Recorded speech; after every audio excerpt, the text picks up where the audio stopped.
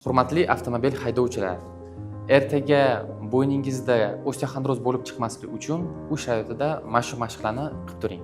Avtomobil haydovchilar rulni ushlab, orqadagi mushaklar ko'p vaqt eksentricheskiy nagruzkada ushlab turiladi. Keyin grudnoy отдел qotib, bo'yin nagruzkani ko'proq o'ziga oladi. Shuning uchun boshdan tushayotgan nagruzka umurtqani orasida diskka noto'g'ri tushib, grija paydo bo'ladi. Birinchi mashqimiz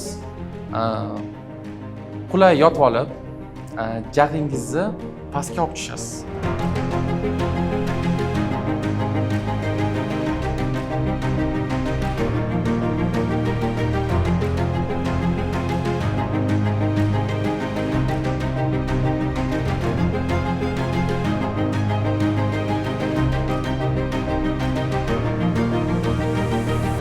Shu mashqni qilib, biza korotkий разгибательlarimizni cho'zib qo'yib, nagruzkani pasaytiramiz. Agar bu mashq og'riq chaqirmasa, keyingi mashqqa o'tishingiz mumkin. Shu mashqni 10-15 marta qilib, 2 mahal qilinadi.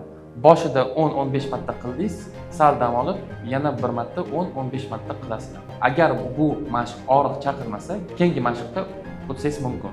Ikkinchi mashq. Boshingizni sal oldinga ko'tarasiz. Keyin jag'ingizni pastga olib tushib, boshingiz bilan kushtkaga bosasiz.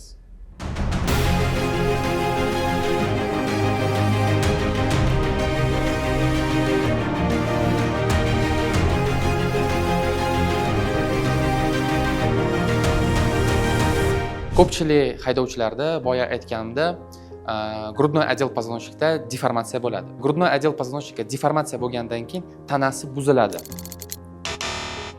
Tanasi buzilgandan keyin bo'yin umurtqalari va mushaklari ko'proq og'irlikni o'ziga oladi. Agar tana tuzilish to'g'ri bo'lsa, bo'yin umurtqalariga va mushaklariga og'irlik pastroq tushadi.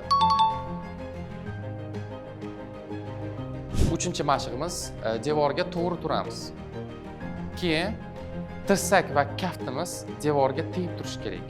Kuraklarimizni orqamizda qisib olishimiz kerak. Keyin qo'llarimizni pastga tortamiz.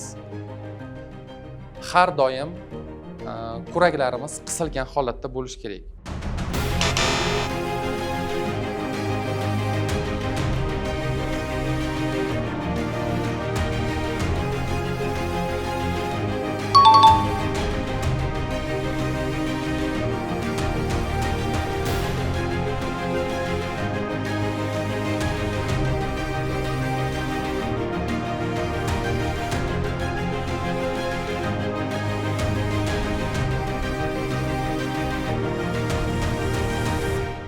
Mashq to'g'ri bo'ladi agar ko'kragingiz tepaga ko'tarilsa.